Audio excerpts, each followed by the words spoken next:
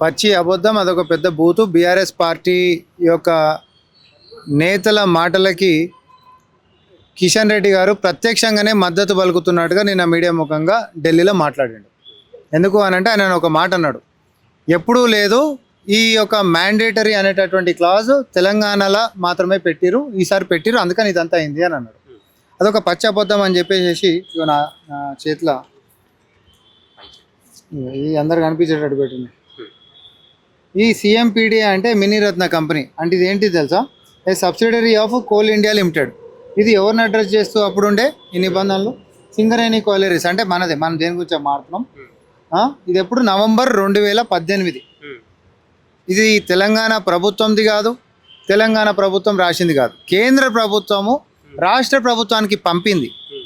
ఈ 2018లోనే మళ్ళా తెలంగాణ ప్రభుత్వ పెద్దల ఆదేశాలతోనే సర్టిఫికేషన్ చేర్చిరని అన్నారు. సో ఈ క్వశ్చన్లు ఇక కిషన్ రెడ్డి నేయాలి అవన్నీ. అదేం సార్ మీరేమో గట్లా మాట్లాడారు, వాళ్ళు తీసి కాగితాలు చూపిస్తారు, మాకు కాగితంతో మాట ఇది వాళ్ళ పుస్తకంలో site visit is mandatory and the bidders are required to upload a certificate issued by the incharge officer of site stating that the firm had visited the site. ఇది కిషన్ రెడ్డి గారి పచ్చి అబద్ధాన్ని బహిర్గతం చేసేటటువంటి నిప్పు లాంటి నిజం. ఇట్లా వాళ్ళు పెట్టినటువంటి నిబంధనలే లేవు అని చెప్పి మీడియా ముందుకు వచ్చి అంత బహిరంగంగా మాట్లాడిందంటే ఇక అంతకుమించి ఏముంటుంది? అంతో ఎంతో కిషన్ రెడ్డి గారు మాట్లాడుతూ శాంక్టిటీ ఉంటుందని అనుకునేటోని నేను. నిన్నటి ప్రెస్ మీట్లో ఆయన మాట్లాడినటువంటి మాటలతోటి మొత్తం పోయింది. కానీ దీని వెనకాల రాజకీయం ఉందనేది మనం అందరం గమనించుకోవాలి. ఎట్టి పరిస్థితులలో ఇప్పుడు హరీష్ రావుని ఆడ ఇన్వెస్టిగేషన్ కోసం పిలిస్తే ఆయన కంటే కడుపులో గాలి, సరే ప్రభుత్వం మీద బురద జల్లండి అనుకుందాం, అలా పెద్ద సీరియస్ కూడా ఎవరు తీసుకోరు. కానీ నీ శాఖ అయినటువంటి నువ్వు కేంద్ర మంత్రి లెక్క కూర్చొని నీ శాఖలో ఉంటున్నటువంటి నిబంధనలు లేవని చెప్పి ప్రజల ముందుకు వచ్చి అబద్ధం చెప్పి బీఆర్ఎస్ యొక్క వాదనని బలం చేకూర్చేటటువంటి మీ యొక్క కుట్ర, తద్వారా బీజేపీ బీఆర్ఎస్ ఒకటే అని మళ్ళొకసారి నిరూపించడం అయిందే తప్ప తెలంగాణ ప్రజలకి యాజ్ యూజువల్గా మీరు చేస్తున్నటువంటి మోసం కంటిన్యూ చేస్తూనే ఎవరనేది కూడా తేటతెల్లమైంది. ఎందుకనంటే కేంద్రంకించి నిధులు తెచ్చుడు శాత కాదు, రాష్ట్రానికి రావాల్సినటువంటివి విభజన చట్టంలో హామీలని ఇంకా నెరవేర్చుడు శాత కాదు.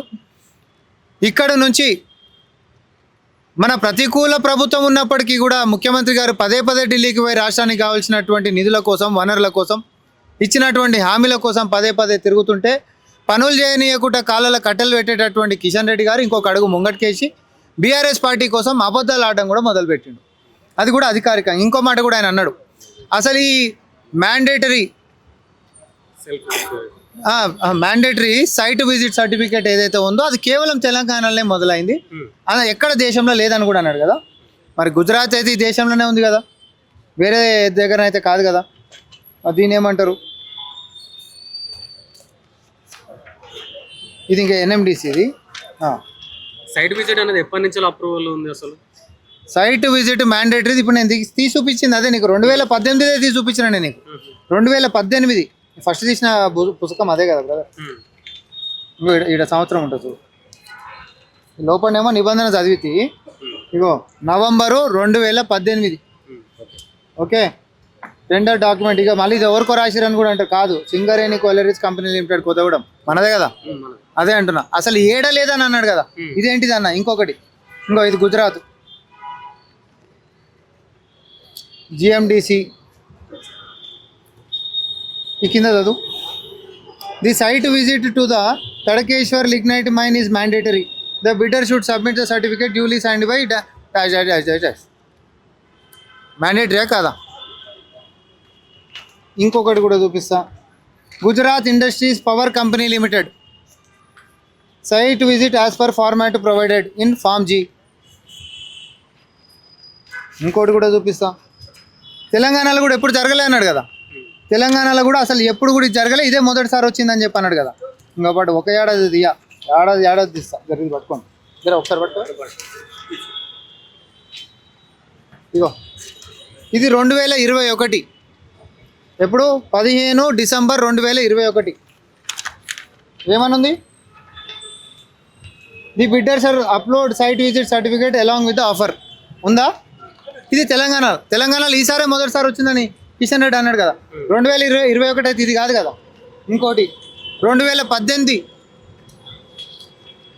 ఏమని site visit is mandatory and the bidders are required to upload a certificate issued by sound 2018 ఎన్నికల కంటే ముంగట 2023లో కూడా the bidders has to provide a certificate issued. ఇట్లా సైట్ విజిట్ సర్టిఫికేట్ అనేటటువంటి నిబంధనలో భాగం ఉండి ముందుకు పోతున్నటువంటి టెండర్లు ఈరోజు పుట్టినటువంటిది కాదు, తెలంగాణ పుట్టించినటువంటిది కాదు. నేను చెప్పే స్పష్టత ఒకటి, ఇది దేశంలో ఉదాహరణకి ఎవరితో చెప్తే నమ్మరు కాబట్టి ప్రధానమంత్రి గారి రాష్ట్రంతో చూపించిన నేను మీకు ఇప్పుడు. ప్రధానమంత్రి గారి రాష్ట్రంలో కూడా సైట్ విజిట్ సర్టిఫికేట్ మ్యాండేటరీ అనేటటువంటి నిబంధనలతోటే టెండర్లు ముందుకు పైన చూపించిన. తెలంగాణలో కూడా 2018, 2021, 2023లో కూడా అదే నిబంధనతోటి టెండర్లు జరిగినాయి కూడా నేను మీకు చూపించిన. ఇప్పుడు నేను కిషన్ రెడ్డి గారిని ఏమడుగుతున్నా అంటే అబద్ధం ఎందుకు చెప్పినావు చెప్పు. పచ్చి అబద్ధం మీడియా ముందుకు వచ్చి అసలు ఇది ఎక్కడ లేకుండే, దేశవ్యాప్తంగా ఎక్కడ లేదు, తెలంగాణలో ఇదే మొదటిసారి అని చెప్పి ఎందుకు అబద్ధం చెప్పారో చెప్పండి.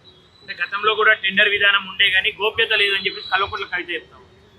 ఏమంటే గతంలో కూడా టెండర్ విధానం ఉండే కానీ గోప్యత లేదు, దాన్ని దాచుతా ఉన్నారు, కావాల్సిన వాళ్ళకి మాత్రమే ఇస్తా ఉన్నారు సర్టిఫికేట్. కదా అలా నాయన చేసినటువంటి కుంభకోణాలు అదే కదా. దాని గురించే ఇప్పుడు అసలు ముఖ్యమంత్రి గారు ఏమన్నారు, మీకేమైనా అనుమానాలు ఉంటే టోటల్ ఇన్వెస్టిగేషన్ నడిపిస్తా. ఇప్పటిసంది కాదు, 2014 సంది లిఖితపూర్వకంగా హరీష్ రావు గారిని కేటీఆర్ గారిని రాసిమ్మన్నాడు. విచారణ మనం చేద్దామన్నాం. ఇదేనన్నా విచారణ గిట్ట మొదలైపోతుందేమో అని బీజేపీ డిఫెన్స్కి వచ్చేయాలి కదా. వచ్చేసి ఏమంటుంది, కావాలంటే సిబిఐకి ఇవ్వండి, కావాలంటే ఇంకోటి ఇవ్వండి అని.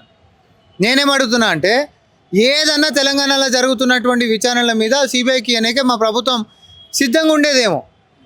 ఎందుకు అనంటే కాళేశ్వరం మీద కమిషన్ వేసి కాళేశ్వరం రిపోర్ట్ వచ్చిన తర్వాత అవినీతి మీద 1,00,000 కోట్ల కుంభకోణం జరిగినప్పుడు రేవంత్ రెడ్డి గారు కేసీఆర్ గారితో చేతులు కలిపినట్టుండు. అందుకనే విచారణ ముందుకు సాగుతలేదు, కేసీఆర్ని అరెస్ట్ చేస్తలేడు.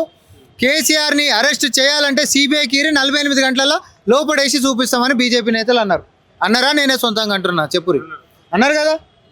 మరి సెప్టెంబర్ 1వ తారీఖు ఇచ్చిరండి, 3.5 నెలలు అయింది.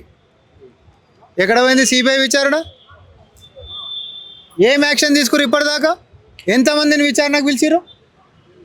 ఎందుకోసం అడుగుతారు వీళ్ళు సిబిఐ విచారణ అంటే, మేము గిట బీఆర్ఎస్ నేతల మీద చర్యలు తీసుకుంటామో అని మేము గట్టిగా వీళ్ళని పరీక్ష చేస్తామని చెప్పి సిబిఐని అడ్డం తీసుకొని వచ్చి సిబిఐ తోటి బీఆర్ఎస్ నేతల్ని కాపాడతారు. దానికి ఉదాహరణ కూడా ఒకటి చెప్తా.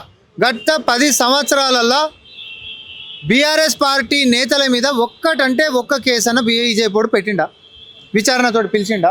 అంత అవినీతి జరుగుతుండే. గొర్రెల కుంభకోణం తీసుకోండి, ఫార్ములా తీసుకోండి, లేకపోతే హరితహారం తీసుకోండి, కాళేశ్వరం తీసుకోండి, పాలమూరు రంగారెడ్డి తీసుకోండి, ఏ అంశాన్ని ఎత్తినా ఆఖరికి మొక్కలు నాటే కాడ వేసుకునే కండువాల దాకా కుంభకోణాలే వాళ్ళది. ఇన్ని జరిగినప్పటికీ కూడా ఏ ఒక్క దాని మీదనన్నా కనీసం బీజేపీ పల్లెత్తు మాట అన్నదా, లేకపోతే ఒక వ్యక్తిని పిలిపించి విచారణ చేసిందా చెప్పురు? ముందు సంధి ఒకటే లెక్క ఊరు కాబట్టి విచారణ మనం చేసుకుందామని చేస్తే మా మీద బట్టగాల్చి మీదేసి మీరు ములాఖత్ అవుతారు, మాకు ఇచ్చి చూడరు, ఈసారి మేము చూపిస్తామని అన్నారు. గతంలో అంటే సిబిఐ విచారణ రాష్ట్ర ప్రభుత్వం ఒప్పుకోవాలి కాబట్టి అప్పుడు మేము చేయలేకపోయినా ఇప్పుడు మాకు మేము చేసి చూపిస్తామని అన్నారు. ఇప్పుడు మేమే ప్రభుత్వం ఉన్నాం కాబట్టి సిబిఐ విచారణ మీరు చేయండి అని చెప్పి ఈ ప్రభుత్వమే ఇచ్చినాం. ఇప్పుడు మీకు అడ్డం కూడా పడేటోళ్ళు లేరు, కానీ విచారణ ఎందుకు ముందుకు పోలే? ఈ బీజేపీ అనేది నిరంతరం బీఆర్ఎస్ పార్టీని కడుపులో పిల్లని కాపాడుకుంటున్నాడు. నా మాట గుర్తుపెట్టుకోండి, భవిష్యత్తులో బీఆర్ఎస్ పార్టీ అనేది బీజేపీలో కలుస్తుంది. ఎందుకంటే అసలు వీళ్ళ పుట్టుకనే బీఆర్ఎస్ పార్టీ అనేటటువంటి పుట్టుకనే BJP plus TRS equal to BRS అయింది. భారతీయ జనతా పార్టీ ప్లస్ తెలంగాణ రాష్ట్ర సమితి, తెలంగాణ అడ్డం వచ్చింది కాబట్టి తీసేసారు, భారత రాష్ట్ర సమితి అయింది. BJP plus TRS equal to BRS అయింది.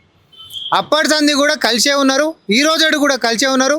ఆ కలిసి ఉంటున్నటువంటి దానికి ఆధారాలతోటి నిరూపించడానికి మాలాంటి వాళ్ళకి అవకాశము ఇట్లా ఇస్తుంటారు. కాబట్టి ప్రతిదాన్ని కూడా తెలంగాణ ప్రజల్ని చైతన్యం చేయాల్సినటువంటి బాధ్యత మా మీద కూడా ఉంది. కాబట్టి మేము ఈరోజు బీజేపీ బీఆర్ఎస్ యొక్క దోస్తాన అక్రమ సంబంధాన్ని తెలంగాణ ప్రజలకి చెప్పదలుచుకున్నాము ఆధారాలతోటి. కేంద్రానికి అప్పగిస్తే లాభాల బాటలో నడిపిస్తాం సింగరేణి అని కిషన్ రెడ్డి గారు అంటున్నారు. కేంద్రానికి అప్పచెప్తే లాభాల బాటలో నడిపిస్తాం. అసలు నేను ఒక అంశం చెప్తా, సింగరేణి నష్టాలలో ఉందేమో అఫీషియల్ కాగితాలు మీ మీడియా ముఖంగా చెప్తున్నా, అఫీషియల్ కాగితాలు కిషన్ రెడ్డి గారిని తీయమన్నారు. చర్చకి సిద్ధం. అమరవీరుల స్తూపం కాడికి రా, 4 కోట్ల మంది తెలంగాణ జనాల ముంగట మనం మాట్లాడుకున్నాం. 7,000 కోట్ల లాభాలల్లో అందరికంటే ఎక్కువ లాభాలు గడిస్తున్నటువంటి సింగరేణి ఈరోజు నష్టాలలో పోయిందని కిషన్ రెడ్డి గారు ఎట్లా మాట్లాడతారండి? గత 20 సంవత్సరాల సంది సింగరేణి నష్టపోయిందా? ఏదైనా ఒక్కటి అఫీషియల్ కాగితం వాళ్ళ ప్రెస్ మీట్ పెట్టి చూపెట్టాలి, కాగితాలు చూపెట్టాలి. నాకు కుతా చెప్పదు, గాలికి ఏదైనా మాట్లాడవచ్చు. ఎందుకనంటే మూసీలో కూడా అంతే, 1,00,000 కోట్ల కుంభకోణం అని ఓడి అనగానే 1,50,000 కోట్ల కుంభకోణం అని ఇంకోటి అన్నాడు. వాడు 10,000 కోట్ల కుంభకోణం అని హెచ్యూ కూడా అనగానే బీజేపీ 12,000 కోట్ల కుంభకోణం అన్నాడు. హెచ్ఐఎల్టీపీ హైదరాబాద్ ఇండస్ట్రియల్ ల్యాండ్ ట్రాన్స్ఫర్మేషన్ పాలసీలా 5,00,000 కోట్ల కుంభకోణం అని చెప్పి బీఆర్ఎస్ వాడు అనగానే అర్రసు పాడినట్టే 6,00,000 కోట్ల కుంభకోణం అని బీజేపీ వాడనే. పోటీ మీద ఈ యొక్క ప్రభుత్వం మీద బురద జల్లేటటువంటి ప్రయత్నమే తప్ప ఈరోజు ఒక్కటంటే ఒక్కటన్నా సబ్స్టాన్షియల్గా ఒక ఆధారం చూపించి కేంద్రంలో నువ్వే ఉన్నావు కదా, ఏ రోజన్నా మా యొక్క అంశాల మీద మీరు నిజంగా ప్రజలకు చూపించింది ఉందా? బట్ట కాల్చి మీదేసేయడము, ఒకరు మాట్లాడితే ఇంకొకరు మద్దతుగా వాళ్ళ కేంద్రం నుంచి రావడం. దయచేసి కిషన్ రెడ్డి గారు, తెలంగాణలో పుట్టినందుకు, తెలంగాణ ప్రజలు మిమ్మల్ని ఎంపీ చేసుకున్నందుకు, 8 మంది ఎంపీలను మీకు ఇచ్చినందుకు, ఈ పుట్టిన గడ్డ మీద రుణం తీసుకోవాలని అంటే కేంద్రంకి ఇచ్చి నిధులు తీసుకొచ్చి చూపెట్టండి. అంతే తప్ప పేద ప్రజల నోటికాడి బుక్కను తన్నేటటువంటి కాళ్ళ కట్టలు పెట్టే కార్యక్రమాలు చేయొద్దని విజ్ఞప్తి చేస్తాం.